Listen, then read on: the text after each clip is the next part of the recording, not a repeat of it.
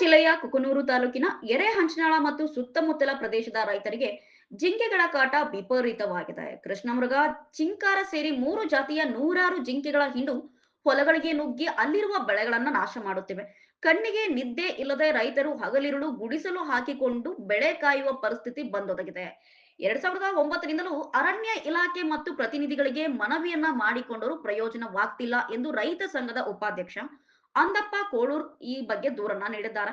ಹಿಂದಿನ ಸಿಎಂ ಯಡಿಯೂರಪ್ಪ ಅವರು 2010ರಲ್ಲಿ ಜಿಂಕೆ ವನಕ್ಕಾಗಿ 50 ಲಕ್ಷ ರೂಪಾಯಿ ಘೋಷಣೆಯನ್ನ ಮಾಡಿದ್ರು. ಇವಾಗ ಅದು ಏನಾಯ್ತು ಎಂಬ ಪ್ರಶ್ನೆ ರೈತರಿಗೆ ಕಾಡ್ತಿದೆ. ಕೊಪ್ಪಳ, ರಾಯಚೂರು, ಗದಗ, ಹಾವೇರಿ ಸೇರಿದಂತೆ ಉತ್ತರ ಕರ್ನಾಟಕದ 8 ಜಿಲ್ಲೆಗಳಲ್ಲಿ ಜಿಂಕೆ ವನ ನಿರ್ಮಾಣಕ್ಕೆ ಸರ್ಕಾರ ಕೂಡಲೇ ಮುಂದಾಗಬೇಕು.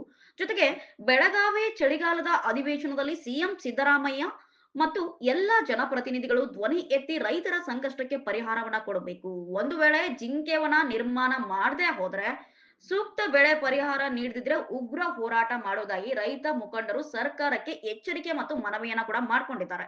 ಈ ನಿರ್ಲಕ್ಷ್ಯ ಮುಂದುವರೆದರೆ ರೈತರಿಂದ ಆರಿಸಿ ಬಂದಿರುವ ಜನಪ್ರತಿನಿಧಿಗಳು ಇದ್ದು ಸತ್ತಂತೆ ಎಂದು ರೈತರು ತಮ್ಮ ಆಕ್ರೋಶವನ್ನ ವ್ಯಕ್ತಪಡಿಸುತ್ತಿದ್ದಾರೆ, ಜೊತೆಗೆ ಹೊರ ಹಾಕ್ತಿದ್ದಾರೆ. ಈಗ ರಾಜ್ಯಾದ್ಯಂತ ಉತ್ತರ ಕರ್ನಾಟಕದಾಗ ಜಿಂಕೆ ಹಾವಳಿ ಹೆಚ್ಚೈತಿ. ಹೆಚ್ಚು ಎಲ್ಲರಿಗೆ ಒಂದು ಮನವಿ ಕೊಟ್ಟು ಎಷ್ಟಂದ್ರೆ 2009ರಿಂದ ಈಗ ಸತತವಾಗಿ ರೈತ ಸಂಘ ಲೆಟರ್ ಕೊಡೋದಾಯ್ತು, ಎಲ್ಲ ಆಯ್ತು, ಹೋರಾಟ ಮಾಡೋದಾಯ್ತು, ಎಲ್ಲ ಮುಗೀತು. ಈಗ ಜಿಂಕಿದು ಏನಾಗತ್ತಂದ್ರೆ ಕೆಲವೊಬ್ರು ಜಿಂಕೆ ಹಾವಳಿ ಸಲುವಾಗಿ ರೈತರು ಹೊಲ ಅದನ್ನ ಬಿಟ್ರೆ ಇಲ್ಲ ಕೆಲವೊಬ್ರು ಹೊಲ ಕಾಯಕ ಶಾಲಿ ಹುಡ್ರನ್ನ ಏನೈತಿ ಇವತ್ತು ಬಂದ್ಗಳೇನ ಶಾಲಿಂದ ಬಿಟ್ಟು ಶಾಲೆ ಯಾವಾಗ ಬಿಡ್ತಿ ಅಂತ ಕಾಯ್ಕೊಂತಿದ್ದು ಶಾಲೆ ಬಿಟ್ಟುಗಳೇನ ಜಿಂಕಿ ಕಾಯಕ್ ಹೊಲಕ್ಕೆ ಕಳಿಸ್ತಾರೆ. ಇವತ್ತು ಹಗಲಿ ರಾತ್ರಿ ಕೂಡ ಏನಾಗತ್ತಂದ್ರ ಜಿಂಕಿ ವಿಪರೀತ ಕಾಟ ಆಗಿ ಇರೋದ್ರಿಂದ ರೈತರಿಗೆ ಎಲ್ಲರಿಗೆ ಸಮಸ್ಯೆ ಐತಿ. ಜಿಂಕಿ ವನ ಮಾಡ್ಬೇಕಂತ ಎಷ್ಟೋ ಸಲ ಮನವಿ ಕೊಟ್ಟಿವಿ. ಬೆಳಗಾವಿ ದೇಶದಲ್ಲಿ ಚರ್ಚೆ ಮಾಡ್ರಿ ಅಂತ ಹೇಳಿದ್ರು. ಅವರು ಇನ್ನು ಇವತ್ತಿಗೆ ಎಷ್ಟೋ ವರ್ಷ ಆದ್ರೂ ಯಾರು ವಿಧಾನಸಭೆಯಲ್ಲಿ ಚರ್ಚೆ ಮಾಡಿಲ್ಲ.